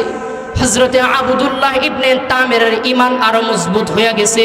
হযরতে আব্দুল্লাহ ইবনে তামের বলে, দরবেশের ধর্মই সঠিক বুঝতে পারছি, দরবেশের কাছে কালমা পড়ছি, আসলেই আমি সত্যিকার ধর্মের আছি, আসলেই আমি সঠিক কাজ করছি, ভুল কাজ আমি আব্দুল্লাহ ইবনে তামের করি নাই। হযরতে আব্দুল্লাহ ইবনে তামের এই কারামতি দেখায়া, ভাগ মারার কারামতি দেখায় এবার দরবেশের কাছে গেছে। গিয়া দরবেশ কি বলে, দরবেশ রাস্তার মধ্যে তো ভাগ মারার কারামতি দেখায় আসছি। দরবেশ বলে, সাবধান, এখন তো তুমি আমার থেকে শ্রেষ্ঠ হয়ে গেছো, এখন তোমার উপর নির্যাতন আসবে, নিপীড়ন আসবে, জুলুম অত্যাচার আসবে, কারণ তুমি কালমা পড়ছ। আর কালিমা যেই পড়বে, যেই ঈমানের উপর অটল থাকবে, কালিমার হক আদায় করার চেষ্টা করবে, যুগে যুগে কিয়ামত পর্যন্ত তাদের উপর নির্যাতন আসবে, নিপীড়ন একের পর এক আসতেই থাকবে। ঠিক না বেঠিক? যারাই কালিমা পড়ছে এদের উপরে একের পর এক নির্যাতন আর নিপীড়ন ছিল, আছে, কিয়ামত পর্যন্ত আসবে। হযরতে আব্দুল্লাহ ইবনে তামের রাহমাতুল্লাহ আলাইহি এবার দরবেশকে বলতেছে, হযরত তাইলে আমাকে বিদায় দিয়া দেন। দরবেশ বলে, সাবধান, তুমি যে কারামতি দেখাইছো তোমার উপর বিপদ আসতে পারে, সাবধান। তো যদি তুমি ধরা পইরা যাও, আমি দরবেশের কথা কিন্তু বইল না, গোপন রাখো। এই দরবেশের কারামতির কথা গোটা এলাকার মধ্যে ছড়াইয়া পড়ছে। এলাকার যত অন্ধ লোক, লেলা লুলা ল্যাংরা কুষ্ঠ রোগী আছে, সবাই আইসা এবার হযরতে আব্দুল্লাহ ইবনে তামেরের কাছে বলে, তুমি তো মুস্তাজাবুদ দাওয়া হয়ে গেছো, তুমি তো আল্লাহর ওলি হয়ে গেছো, তোমার কাছে দোয়া চাইতেছি, তুমি আমাদের চোখটা ভালো করে দাও। হযরতে আব্দুল্লাহ ইবনে তামের বলে, আমি তো চক্ষু ভালো করার মালিক না, হ্যাঁ তবে তুমি যদি আমাকে কথা দাও, কালিমা পড়বা, লা ইলাহা ইল্লাল্লাহ ঈসা রূহুল্লাহ পড়বা, যদি আমাকে কথা দাও তাইলে তোমার জন্য দোয়া করতে পারি। হযরতে আব্দুল্লাহ ইবনে তামেরের কথা শুনে না অন্ধ লোকটা কালিমা পড়তে দেরি হয়েছে। হযরতে আব্দুল্লাহ ইবনে তামের বিসমিল্লাহ বইলা দুটো হাত এভাবে চোখের উপর রাখছে, আঙ্গুল দিয়া কোন রকম আমার চোখের উপর বুলাইয়া দিছে, ছোঁয়া লাগাইছে, সাথে সাথে অন্ধ লোকের চোখ ভালো হইয়া গেছে। হযরতে আব্দুল্লাহ ইবনে তামেরের এই সংবাদ এবার কুষ্ঠরোগী শুনছে। কুষ্ঠরোগী আয়েশা বলে, ওগো আল্লাহর বান্দা, আপনি নাকি মুস্তাজাবুদ দাওয়া, আপনি নাকি দোয়া করলে দোয়া কবুল হয়, তাইলে আমার জন্য একটু দোয়া করেন না। দেখেন না আমি কুষ্ঠরোগী, মানুষ আমার তেমন পছন্দ করে না, দেখতে পারে না, ঘৃণা করে। আপনি যদি দোয়া করেন আশা করি তাইলে আমার কুষ্ঠরোগটাও ভালো হয়ে যাবে। মেহেরবানি কইরা আপনি আমার কুষ্ঠরোগটা একটু ভালো করে দেন। হযরতে আব্দুল্লাহ ইবনে তামের বলে, আমি তো কুষ্ঠরোগ তোমার ভালো করতে পারবো না। তাইলে কে পারবে? যিনি আসমানের মালিক, যিনি তোমার মালিক, যিনি আমার মালিক, তিনিই পারবে তোমার কুষ্ঠরোগ ভালো করতে। তবে হ্যাঁ, তুমি যদি কথা দাও কালিমা পড়বা, তাইলে তোমার কুষ্ঠরোগ ভালো করার জন্য আল্লাহর কাছে আমি দোয়া করতে পারি। লোকটা বলছে, ঠিক আছে, কালিমা পড়লাম। আল্লাহর বান্দা হযরতে আব্দুল্লাহ ইবনে তামের রাহমাতুল্লাহ আলাইহি হাত বুলাইয়া দিছে, সাথে সাথে কুষ্ঠরোগীর কুষ্ঠরোগ ভালো হয়ে গেছে। সুবহানাল্লাহ। এই সংবাদ গোটা দেশে ছড়াইয়া পড়ছে। ইউসুফ জুনওয়াজ জালেম বাদশার দরবারে ছিল এক অন্ধ মন্ত্রী, জন্মন্ধ মন্ত্রী। এই জন্মন্ধ মন্ত্রী রেগে এক লোক বলতেছে, কি গো, আপনার দেশের মধ্যে এত বড় মুস্তাজাবুদ দাওয়া আছে, অন্ধ লোকদের চোখ ভালো করতে পারে, কুষ্ঠ রোগীদের কুষ্ঠ রোগ ভালো করতে পারে, কত সমস্যায় ভুগি লোকগুলা তার কাছে দোয়া চাইলে দোয়া কবুল হয়, সমস্ত সমস্যাগুলো দূর হয়। আপনি কি খবর পান নাই? আপনি যান আল্লাহর বান্দা হযরতে আব্দুল্লাহ ইবনে তামিরের কাছে। মন্ত্রী এবার অনেক হাদিয়া উপঢৌকন নিয়ে হযরতে আব্দুল্লাহ ইবনে তামিরের কাছে আইসা বলেন, রে আব্দুল্লাহ ইবনে তামির, তুমি নাকি চক্ষু ভালো করতে পারো, তুমি নাকি কুষ্ঠ রোগী ভালো করতে পারো, অনেক রোগ নাকি তুমি ভালো করতে পারো। দেখো না, আমি চোখে দেখি না, জন্মান্ধ, আমি তোমারে অনেক টাকা পয়সা দিব। এই যে দেখো, তোমার জন্য অনেক স্বর্ণ অলংকার নিয়ে আসছি, টাকা পয়সা নিয়ে আসছি, দয়া করে আমার চক্ষুটা তুমি ভালো করে দাও।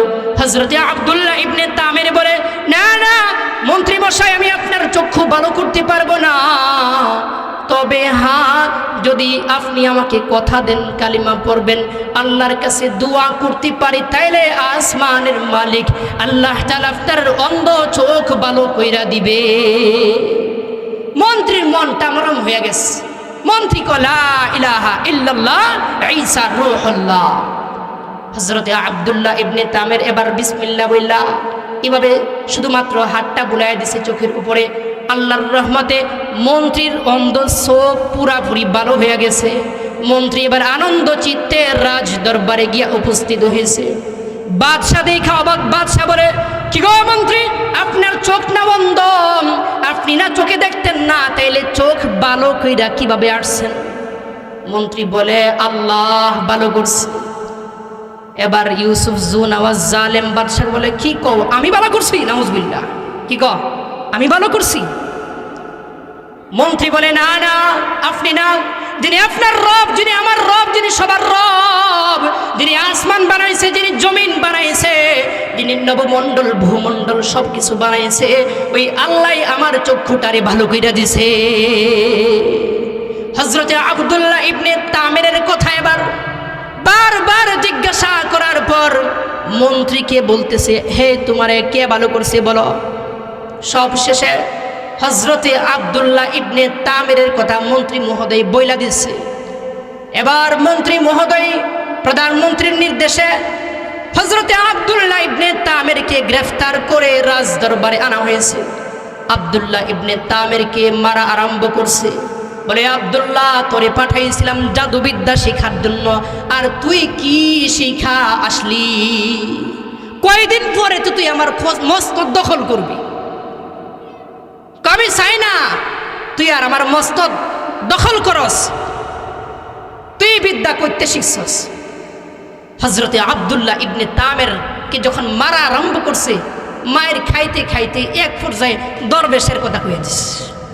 দরবেশও গ্রেফতার কইরা রাজ দরবারে উপস্থিত করা হয়েছে।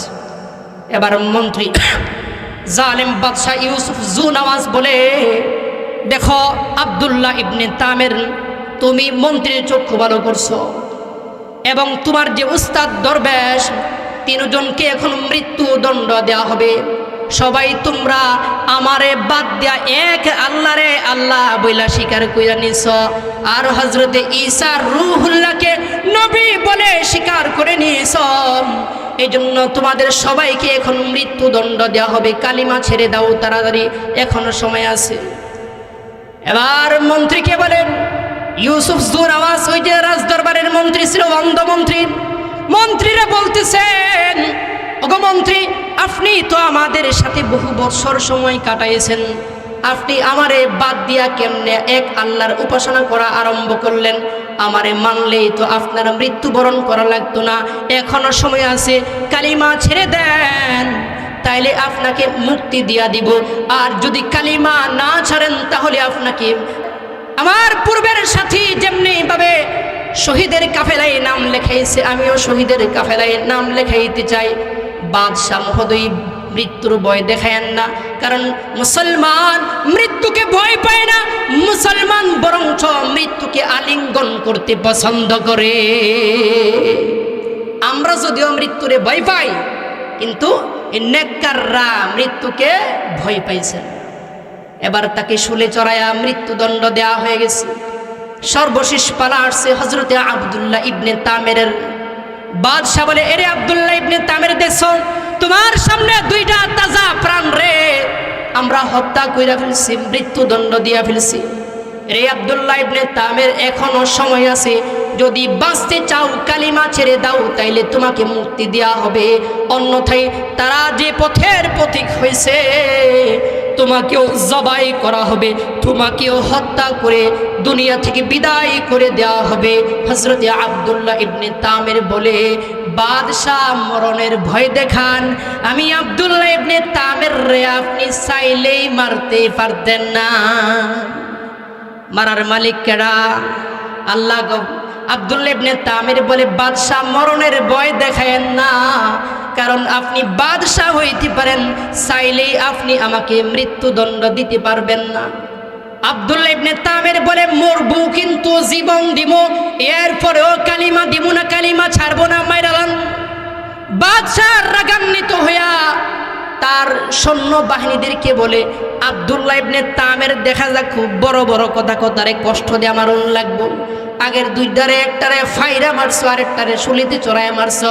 আব্দুল্লাহ ইবনে তামের পাহাড়ের উপরে নিয়ে যাও, পাহাড়ের চূড়ায় নিয়া হাত পা বাইদা, চোখ বাইদা, তারপরে পর্বত পাহাড়ের উঁচু থেকে তারে ধাক্কা দিয়া ফালাইয়া দাও, গৈরায়া গৈরায়া পড়তে পড়তে সে যেন আস্তে আস্তে মারা যায়।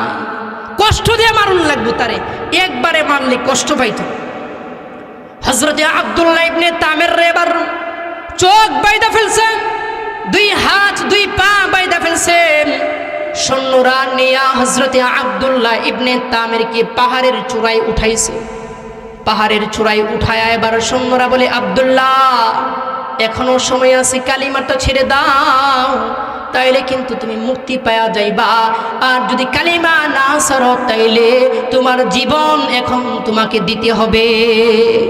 হযরতে আব্দুল্লাহ ইবনে বলেন, তোমরা আনছো মারার জন্য, তোমরা কিন্তু আমাকে মারতে পারবা না, কারণ মারার মালিকই তোমরা না, মরণ তোমাদের হাতে না, মরণ হচ্ছে আসমানের মালিকের হাতে। যারা নিয়ে গেছে হযরতে আব্দুল্লাহ ইবনে তামেরকে পাহাড়ের চূড়া থেকে ধাক্কা দিয়ে ফেলে দেওয়ার জন্য, হযরতে আব্দুল্লাহ ইবনে তামের যখন তাদের কথা শুনে নাই, কালিমার উপর অটল, ঈমান ছাড়তে রাজি না, কালিমা ছাড়তে রাজি না, এই সৈন্য বাহিনীর লোকেরা হযরতে আব্দুল্লাহ ইবনে তামেরকে পাহাড়ের চূড়া থেকে ধাক্কা মেরে ফেলে দিবে, ধাক্কা মারছে। আর হযরতে আব্দুল্লাহ ইবনে তামের কেমন জানি আসমানের দিকে তাকায়া আল্লাহ রে বলছে, আল্লাহুম্মা কফিনি, আল্লাহ আমার কেউ আপনজন নাই, যদি এখন আমার ভাই থাকতো তাইলে আমাকে সাহায্য করত, আমার বাবা যদি থাকতো তাইলে আমারে সহযোগিতা করত, আমার মা যদি থাকতো তাইলে আমার মা আমাকে সাহায্য করত, নুসরত করত। আল্লাহ গো দেখো এরা না আমারে মারতে আনছে, আল্লাহ তুমি কিন্তু এদের হাতে আমার মৃত্যু দিও না। আল্লাহ তুমি আমার ভরসার স্থল, আল্লাহ তুমি আমার বাঁচাও, কেউ আমাকে মারতে পারবে না, তুমি যদি মারতে না চাও কেউ বাঁচাইতেও পারবে না, তুমি যদি না বাঁচাও। আল্লাহর কুদরত, আল্লাহ তাআলা জিব্রাইল রে বলে, জিব্রাইল যাও যাও পাহাড়ের মধ্যে একটা নাড়া মারো। জিব্রাইল আলাইহিস সালাম আইসা পাহাড়ের মধ্যে নাড়া মারছেন, পাহাড় জোরে কাঁপা আরম্ভ করছে। পাহাড়ের কম্পনের কারণে যারা নিয়ে গেছিল মারার জন্য এরা সবাই গৈরায়া গৈরা মাটিতে বইরা সবাই মৃত্যুবরণ করছে। আর হযরতে আব্দুল্লাহ ইবনে তামের সুস্থ সবল দেহ নিয়া সুন্দর কইরা হাঁটতে হাঁটতে রাজ দরবারে চইলা গেছে। হযরতে আব্দুল্লাহ ইবনে তামের রে বাদশা দেখে অবাক, কিরে তোরে পাঠাইছিলাম মারার জন্য, তুই মরলি না, তোর সাথে লোকগুলা কই? আব্দুল্লাহ ইবনে তামের বলেন, আপনি তো মারার মালিক না, আমার আল্লাহ আমারে বাঁচাইছে, আপনি চাইলেই আপনি আমাকে মারতে পারবেন না। বাদশাহ বলে, তাইলে তোরে এইভাবে মারা যাইতো না, অন্য সিস্টেমে মারতেইব। বাদশাহ আবার কয়েকজন লোকরে ডাকছে, এই এদিকে আসো, আব্দুল্লাহ ইবনে তামের সাগরে নিয়ে যাও। নৌকা দিয়া সাগরে নিয়ে আব্দুল্লাহ ইবনে তামিরের হাত পা চোখ বাইদা তারপরে নদীর মধ্যে ফেলে দিবা। তাইলে আব্দুল্লাহ ইবনে তামির নদীর পানি খাইতে খাইতে আস্তে আস্তে দেখবা যে এক সময় মৃত্যুবরণ করব। আর যদি আব্দুল্লাহ ইবনে তামিরকে শেষবারের মতো বলবা, যদি কালিমা ছেড়ে দেয়, ঈসা আলাইহিস সালামের ধর্মটা ছেড়ে দেয়, তাইলে সাথে সাথে তারে নিষ্কৃতি দিয়া দিবা, মুক্তি দিয়া দিবা।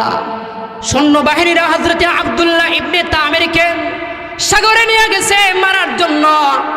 তারপরে হাত বাইদা ফেলছে, পা বাইদা ফেলছে, চোখ বাইদা ফেলছে, চোখ বাইদা, হাত বাইদা, সমস্ত অঙ্গ প্রত্যঙ্গ গুলা বালকেরা বাইদা নদীর মধ্যে সাগরের মধ্যে ফালাইয়া দিছে। হযরতে আব্দুল্লাহ ইবনে তামির আগের মতো আবারও আল্লাহর দিকে লক্ষ্য করে বলে, আল্লাহুম্মা গফিরনি, আল্লাহ আমার তো কেউ নাই, তুমি একমাত্র আমার আপন। আল্লাহ তুমি যদি বাঁচাও তাইলে তারা কেউ আমাকে মারতে পারবে না। আল্লাহ তুমি আমাকে নুসরত করো, সাহায্য করো। আল্লাহ তাআলার সাথে সাথে জিব্রাইল বলে, জিব্রিল এখনো তাকায়া দেখো, সে তো আমার বান্দা, তারে নুসরত করা, তারে সাহায্য করা আমি আল্লাহর জন্য ওয়াজিব হয়ে গেছে। জিব্রাইল যাও যাও, সমুদ্রের মধ্যে সাগরের মধ্যে তুফান আরম্ভ করে দাও। জিব্রাইল আলাইহিস সালাম সাগরকে বলে, এ সাগর এখনো বৈশা আছিস, তাড়াতাড়ি তুফান আরম্ভ হয়। সাগরের মধ্যে ঢেউ আরম্ভ হয়েছে, তুফান আরম্ভ হয়েছে। আল্লাহর কুদরতে যারা নিয়ে গেছিল মারার জন্য সবগুলা পানি খায়া তারপরে পানিতেই মৃত্যুবরণ করছে। আর হযরতে আব্দুল্লাহ ইবনে তামিরের চোখের বাঁধন, হাতের বাঁধন, পায়ের বাঁধনগুলা জিব্রাইল আলাইহিস সালাম খুইলা দিছে। জিব্রাইল কো যাও, রাজ দরবারে যাও। এবার হযরতে আব্দুল্লাহ ইবনে তামির সুস্থ সবল দেহ নিয়া আবার রাজ দরবারে চইলা গেছে। বাদশা এবার বলে, কিরে গতবারও তোর চেষ্টা করলাম মারার জন্য, মারতে পারলাম না, এবারও চেষ্টা করলাম মারতে পারলাম না, তাইলে বল তোরে কেমনে মারতাম, কেমনে মারলে তোরে মারা যাইব। হযরতে আব্দুল্লাহ ইবনে তামির বলে, এখন বুঝছেন আপনি, এতদিন পর্যন্ত আপনি মারতে চাইছেন, মারতে পারেন নাই। আপনি চাইলেই বলছিলাম মারতে পারবেন না, আল্লাহ যদি চাই তাইলে আপনি আমাকে মারতে পারবেন। তবে শুনুন, আমি আপনাকে একটা পরামর্শ দেই, আমার পরামর্শ অনুযায়ী যদি আপনি কাজ করেন তাহলে আপনি আমাকে মৃত্যু দিতে পারবেন, হত্যা করতে পারবেন। জালেম বাদশা বলে, তাইলে বলো, আমরা তো চাইতাছি তোমারে মারার লেগা, কালিমাওয়ালারে মারার লেগে চাইতাছি, যত ইমানদার আছে সবাইকে মৃত্যু দিতে চাইতেছি। হযরতে আব্দুল্লাহ ইবনে তামির বলে, তাইলে আমারে মারলে গোটা দেশের মধ্যে ঢোল পিটায়া আগে জানাইয়া দেন যে আব্দুল্লাহ ইবনে তামিরকে আগামীকাল সকাল 10টার সময় ফাঁসির কাস্টে ঝুলানো হবে, শুলিতে চড়ানো হবে, মৃত্যুদণ্ড দেয়া হবে। বাদশাহ আব্দুল্লাহ ইবনে তামিরের কথা মোতাবেক গোটা ইয়ামান রাজ্যের মধ্যে এলান করে দিল, হে লোকেরা, তোমরা কারা কারা আব্দুল্লাহ ইবনে তামিরকে মৃত্যুর দৃশ্য দেখবা, যারা যারা আব্দুল্লাহ ইবনে তামিরের মৃত্যুর দৃশ্য দেখবা তারা ইয়ামান দেশের অমুক শহরের অমুক মাঠের মধ্যে 10টার সময় উপস্থিত থাকবা। হাজার হাজার জমায়েত, লোকদের জমায়েত হয়ে গেছে, সবাই অপেক্ষা করতেছে কখন কালিমাওয়ালা হযরতে আব্দুল্লাহ ইবনে তামিরের মৃত্যুর দৃশ্য দেখবে। হযরতে আব্দুল্লাহ ইবনে তামির এবার হাসতে হাসতে বাদশার কাছে আসছে। বাদশার কাছে আইসা বলে, বাদশাহ তাইলে আমার কাছ থেকে পরামর্শ নেন, কেমনে আপনি আমাকে মারবেন। আমাকে প্রথমে শুলিতে চড়াবেন, শুলিতে চড়ায়া তারপরে এই যে আমার হাতে একটা তীর আছে, তীরটা আপনার হাতে দিলাম, এই তীরটা আমার দিকে ছুঁড়ে মারবেন আর বলবেন, বিসমিল্লাহি রাব্বি হাযাল গোলাম। এই যুবকের অর্থাৎ আব্দুল্লাহ ইবনে তামিরের রবের নামে তীর নিক্ষেপ করলাম। কি কৌশল দেখেন, বাদশা তো নিজেই খুদা দাবি করে, আর এখন বাদশারে কইতেছে আপনি চাইলে মারতাতেন না, যদি কোন আব্দুল্লাহ ইবনে তামিরের রব যেইলা আছে এই রবের নামে তীর নিক্ষেপ করলাম, তীর নিক্ষেপ করতে দেরি হবে, আমি শহীদ হইতে আর দেরি হবে না। সুবহানাল্লাহ। বাদশা গো, আমি তো চাইছিলাম তোরে মারার জন্য, তুই তো আমারে বুদ্ধি শিখাইয়া দিছিস, ভালোই হয়েছে। এবার হযরতে আব্দুল্লাহ ইবনে তামিরকে মারার জন্য বাদশাহ, জালেম বাদশাহ এবার হাতের মধ্যে তীর নিয়া এবার পড়া আরম্ভ করছে, বিসমিল্লাহি রাব্বি হাযাল গোলাম। এই বালকের রবের নামে তীর নিক্ষেপ করলাম। তীর সাথে সাথে তার গায়ে লাগতেই সে মৃত্যুর কোলে ডরে পড়ল। সাথে সাথে শহীদের কাফেলায় তার নামটাও উঠা গেছে। এলাকার যত বাসিন্দা ছিল চতুর্পার্শ্বে দাঁড়ায় দাঁড়ায় দেখতেছে এরা কক্ষিরি। বাদশাহ এতবার চেষ্টা করলো মারার জন্য, কোন রকম ভাবে মারতে পারে না। এই ছেলেটা বললো মারতো, এইভাবে তীর নিক্ষেপ করতো আর কইতো বিসমিল্লাহি রাব্বি হাযাল গোলাম। এটা বললে নাকি সে মারা যাইব। এটা বইলা যখন বাদশাহ তীর নিক্ষেপ করছে সাথে সাথে তো সে শহীদ হয়ে গেছে। এরা সবাই বুঝতে পারছে। তাইলে এই যুবক, এই নওজোয়ান, আজকে যারা মাহফিলের আয়োজন করছো তোমরা, তোমাদের মতো যুবক ছিল হযরতে আব্দুল্লাহ ইবনে তামের। হযরতে আব্দুল্লাহ ইবনে তামের ইমানের স্পৃহা দেখা, তেজদীপ্ত ঈমান দেখা এখানে যারা ছিল প্রায় 20,000 লোক সবাই পড়া আরম্ভ করছে, লা ইলাহা ইল্লাল্লাহ ঈসা রূহুল্লাহ, লা ইলাহা ইল্লাল্লাহ ঈসা রূহুল্লাহ। লোকেরা বলে বুঝছি, এতদিন পর্যন্ত মনে করছিলাম ইউসুফ জুনওয়াজ আসলেই খোদা, আসলেই সে ভালো। এখন তো দেখতেছি না না, তার ধর্মটা ভালো না, 2 নম্বর ধর্ম। আর এই বালকের ধর্ম সঠিক। এই বালক যারে রব মানে তার ধর্মটাই সঠিক, আর তিনি আসল রব। সবাই 20,000 লোক একসাথে কালমা পড়ে মুসলমান হয়ে গেছে। সুবহানাল্লাহ। বাদশার মেজাজ কি ঠান্ডা না আরো গরম হয়েছে? বাদশার মেজাজ আরো গরম হয়ে গেছে। বাদশাকে চাইছিলাম একটারে মারতাম, এক কালিমাওয়ালারে চাইছিলাম মারতাম। এখন তো দেখতেছি 20,000 কালিমাওয়ালা কালমা পড়ে মুসলমান হয়ে গেছে। এবার জল্লাদকে বলতেছে, এই যারা যারা কালিমা পড়ছে সবদের দইরা বান, গাতা কর, গর্ত কর, গর্ত খনন করে লাকড়ি আন। এবার পেট্রোল দিয়া, তেল দিয়া সব লোকগুলোকে একের পর এক গর্তের মধ্যে ফালায়া, আগুনের মধ্যে ফালায়া ফালায়া মারা আরম্ভ করছে।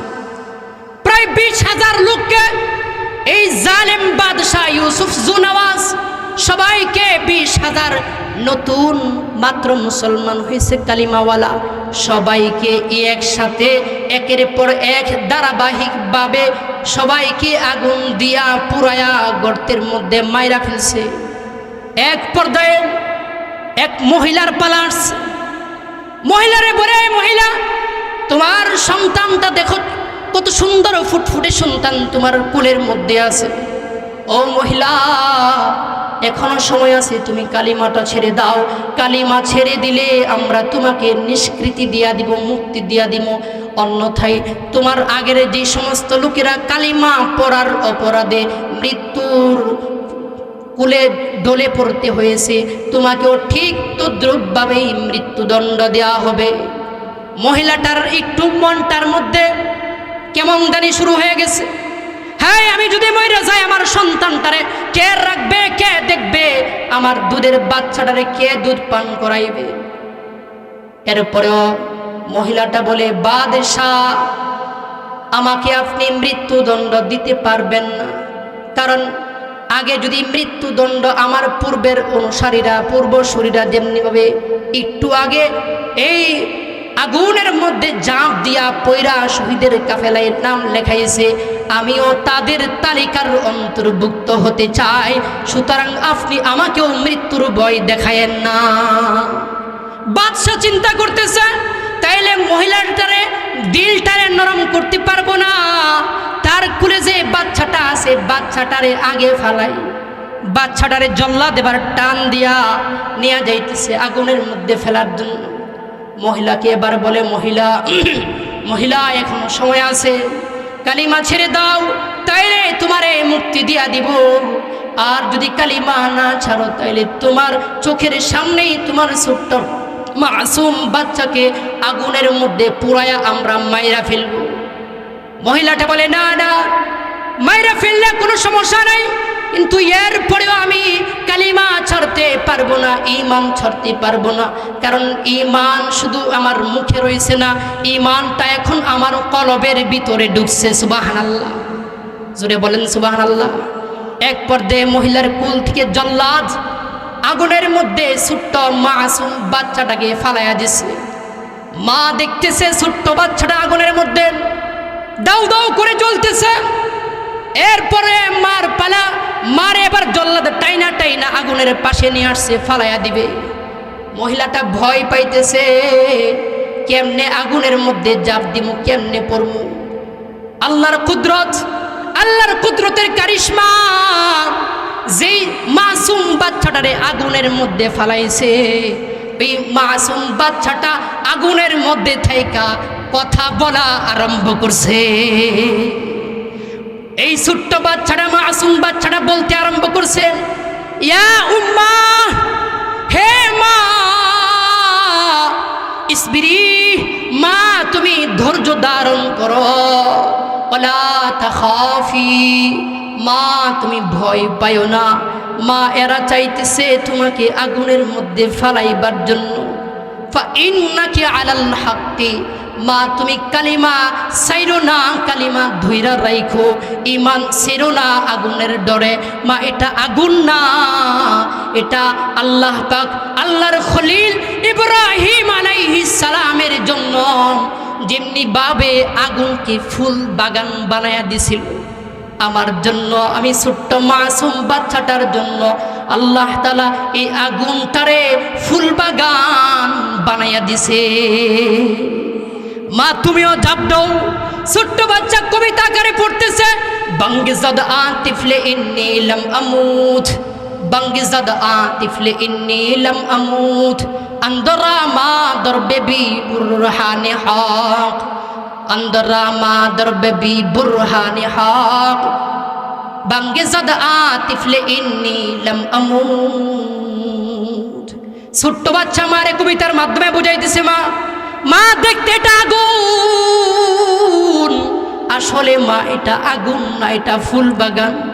আল্লাহ তাআলা ইব্রাহিম খলিলুল্লাহর জন্য যেমনি ভাবে আগুনটারে ফুল বাগান বানাইছিল, আজকে আমার জন্য, সমস্ত ঈমানওয়ালা কালিমার জন্য, কালিমাওয়ালাদের জন্য আল্লাহ তাআলা যখন কাফেররা একের পর এক ধাক্কা দিয়া ফেলতেছিল, আল্লাহ তাআলা তাকায়া রয়েছে। আল্লাহ তাআলা জিব্রাইল রে বলে, আরে জিব্রিল, যাও যাও আগুনটারে ইব্রাহিম খলিলুল্লাহর মতো ফুল বাগান বানাইয়া দাও। জিব্রাইল আলাইহিস সালাম আয়েশা দেখতে, যদি আগুন আপনারা দেখতেছেন, মা এটা আগুন না, মা আপনিও জাপ দেন। আপনার পূর্বসূরীরা যেমনি ভাবে দেখতে আগুনের মধ্যে পইরা জান্নাতে চলে গেছে, মা আপনিও আল্লাহর জান্নাতের মধ্যে চইলা যাবে।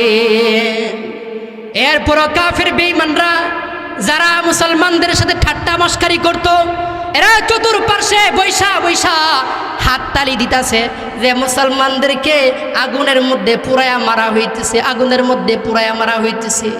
আল্লাহ তাআলার কুদরত, এক সময় এই গর্তের আগুন তাদের গায়ে লাগা গেছে।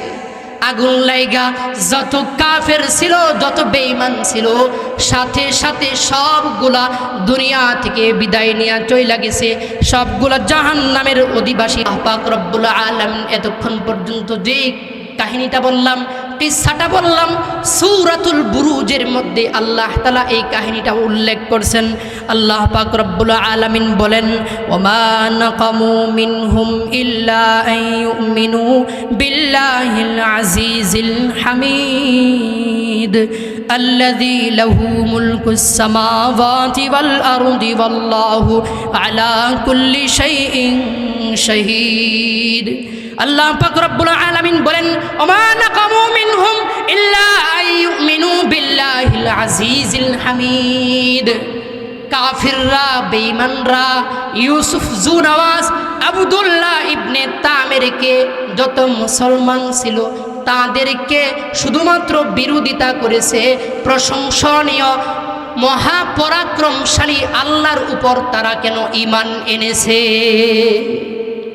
ঈমান আনাটাই ছিল যুগে যুগে মুসলমানদের জন্য অপরাধ। আমরাও তো ঈমান আনছি, আমাদের উপরও দেখবেন একের পর এক মুসিবত আসবে, নিপীড়ন আসবে, কষ্ট করতে হবে। তাই বলে কি আমরা 500 টাকা 1000 টাকার জন্য কালিমা ছেড়ে দিব? উত্তরবঙ্গে অনেক এমন মানুষ আছে যারা 500 টাকা 1000 টাকার জন্য, 10,000 50,000 টাকার জন্য কালিমা ছাইরা কাদিয়ানি ধর্ম গ্রহণ করতেছে, নাউজুবিল্লাহ, খ্রিস্টান হয়ে যাইতেছে। আমি আর আপনি যদি আমার সন্তানটাকে না ফেরাই, আপনার মেয়েটাকে না ফেরান, আপনার পার্শ্ববর্তী ভাইদেরকে না বুঝান, নিজেও না বুঝুন, যদি দুষ্ট চক্রের কবলে পয়রা ঈমান বিক্রি করে ফেলেন, আমল বিক্রি করে ফেলেন, তাহলে আখিরাতে ময়দানে মাহশরে আল্লাহ পাকের দরবারে কি জবাব দিবেন? এজন্য লম্বা সময় হয়ে গেছে, আর দেরি করতে চাই না। হুজুর বলছিল আমাকে যে 11:30, এজন্য 11:30টার উপরে বাইরে গেছে 40, আর দেরি করবেন, এখানে দোয়া হয়ে যাবে। আমরা সবাই আগে একবার কিছু কথা বলবেন। সকলে বলি মাশাআল্লাহ।